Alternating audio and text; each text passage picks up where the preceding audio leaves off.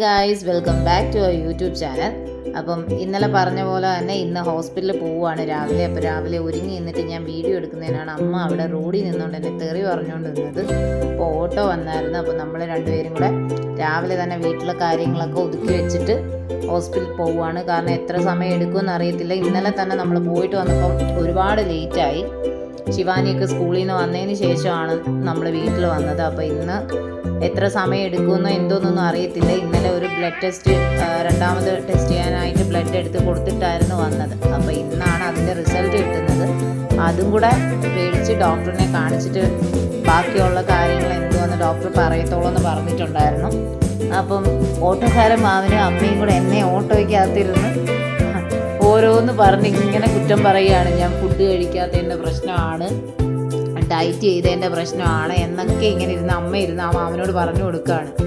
അപ്പം ആ മാമന് അറിയാം, ഏറെക്കുറെ നമ്മുടെ വീട്ടിൻ്റെ അടുത്തുള്ള മാമനാണ് അത്. അപ്പം ആ മാമനറിയാം എൻ്റെ ഞാൻ ഫുഡ് കഴിക്കുന്ന കാര്യങ്ങളൊക്കെ അവർക്കൊക്കെ അറിയാം. അപ്പോൾ അതിൻ്റെ പ്രശ്നങ്ങളാണ് ഈ ഹോസ്പിറ്റലിൽ കൊണ്ടെത്തിച്ചതെന്നുള്ളതാണ് അമ്മ പറയുന്നത് മാമനോട്. ഓരോന്ന് പറഞ്ഞ് എന്തായാലും ഹോസ്പിറ്റലിൽ എത്താറായിട്ടുണ്ട്. ഇനി നമുക്ക് അവിടെ ചെന്നിട്ട് റിസൾട്ട് വാങ്ങിച്ചിട്ട് വേണം. 11:30 ആവും റിസൾട്ട് കിട്ടാനെന്നാണ് പറഞ്ഞത്. അപ്പോൾ നമ്മൾ വീട്ടിൽ നിന്ന് 10:30 ആയപ്പോൾ ഇറങ്ങി. അപ്പോൾ അവിടെ ചെന്ന് റിസൾട്ട് വാങ്ങിച്ചിട്ട് നമുക്ക് ബാക്കി കാര്യങ്ങൾ എന്തുവാന്നുള്ളത് അറിയാം.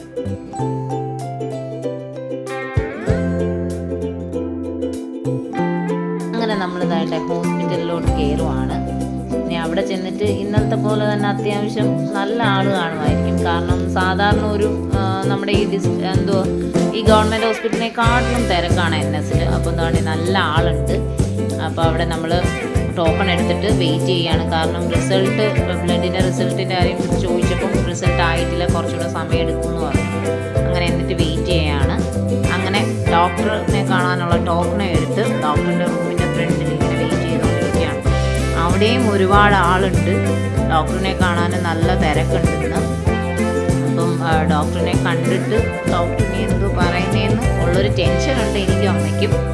കാരണം ഭയങ്കര പേടി, എന്നെ സംബന്ധിച്ച് എനിക്ക് ഭയങ്കര പേടിയാണ്. ഈ ബ്ലഡ് കുത്തിയിടുന്നതൊക്കെ കാര്യം ഭയങ്കര പേടിയാണ്. അങ്ങനെ അമ്മ അങ്ങനെ ഓരോന്ന് പറഞ്ഞുകൊണ്ടിരുന്നേ. അപ്പോഴത്തേക്ക് പുറത്ത് നല്ല മഴ പെയ്യുന്നുണ്ടായിരുന്നു.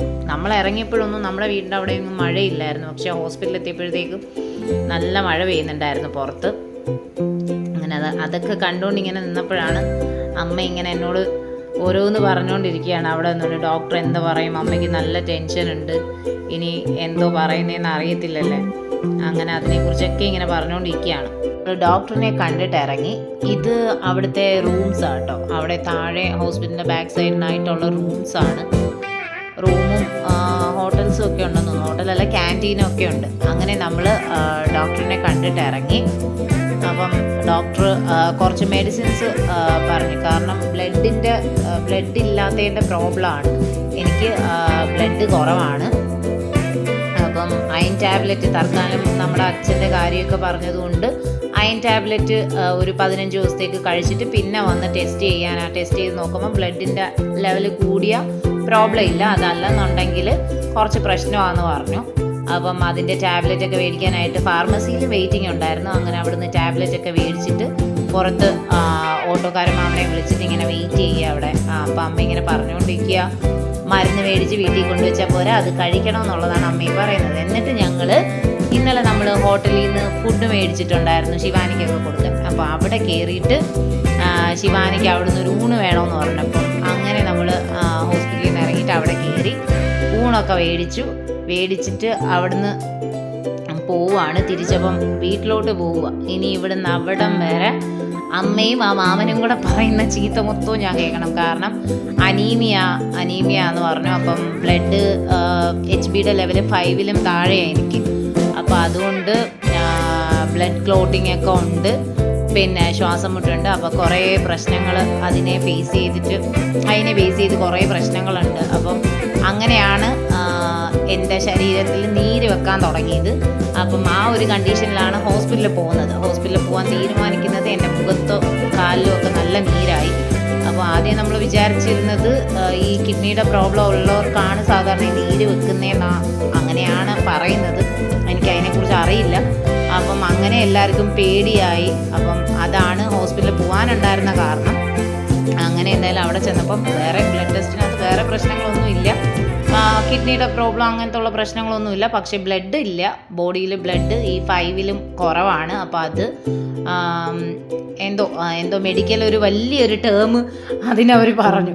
അപ്പം അതെനിക്കറിയില്ല. അപ്പോൾ അനീമിയാണ് പ്രശ്നം, തീരെയും ബ്ലഡ് കുറവാണ്. അപ്പം അത് നമ്മൾ നോക്കിയില്ലെന്നുണ്ടെങ്കിൽ ഒരുപാട് പ്രശ്നങ്ങൾ ഭാവിയിൽ പോകും. അത് ഞാൻ ഒരു ഡയറ്റീഷ്യനെ കൺസൾട്ട് ചെയ്ത് ഒരു പ്രോപ്പർ ഡയറ്റ് ചെയ്യാഞ്ഞതിൻ്റെ പ്രശ്നമാണ് എൻ്റെ ബോഡിയിൽ കണ്ടത്. കാരണം ഞാൻ വണ്ണം കൂടുമെന്ന് വെച്ചിട്ട് ഞാൻ ഫുഡ് സ്കിപ്പ് ചെയ്തുകൊണ്ടാണ് എൻ്റെ ശരീരത്തിൽ ഇത്രയും പ്രശ്നങ്ങളുണ്ടായെന്ന് ഡോക്ടർ പറഞ്ഞു. അപ്പോൾ ഇനി അതൊന്നും പറ്റില്ല, കറക്റ്റായിട്ട് ഫുഡ് എടുക്കണം. രാവിലെയും ബ്രേക്ക്ഫാസ്റ്റും ഉച്ചയ്ക്കുള്ളതും രാത്രി ഉള്ളതും ഒക്കെ കറക്റ്റ് ടൈമിൽ നിന്ന് കഴിക്കണം. കാരണം ടാബ്ലറ്റ്സ് ഉണ്ട് കഴിക്കാൻ. അപ്പം അതെല്ലാം കറക്റ്റായിട്ട് കഴിച്ചിട്ട് 15 ദിവസം കഴിഞ്ഞിട്ട് വരണം. അപ്പോൾ ബ്ലഡിൻ്റെ ലെവൽ കൂടണം. ഇല്ലെന്നുണ്ടെങ്കിൽ നമ്മളെ ഇന്നലെ പറഞ്ഞിരുന്ന ഡോക്ടർ അവിടെ അഡ്മിറ്റ് ചെയ്യണമെന്നാണ് പറഞ്ഞിരുന്നത്. പക്ഷേ എന്തായാലും അച്ഛൻ്റെ കണ്ടീഷൻ പറഞ്ഞതുകൊണ്ട് അത് ചെയ്തില്ല. അതിന് പകരം ടാബ്ലറ്റ് തന്നു. എന്തായാലും അങ്ങനെ അതെല്ലാം കഴിഞ്ഞ് വീടെത്തി ഒരു സമാധാനമായി. അപ്പോൾ ഇത്രയേ ഉള്ളൂ ഇന്നത്തെ ഒരു വീഡിയോ. അപ്പം വീഡിയോ ഇഷ്ടപ്പെട്ടെങ്കിൽ ലൈക്ക് ചെയ്യണം, ഷെയർ ചെയ്യണം, ചാനൽ സബ്സ്ക്രൈബ് ചെയ്യണം. ടാറ്റാ.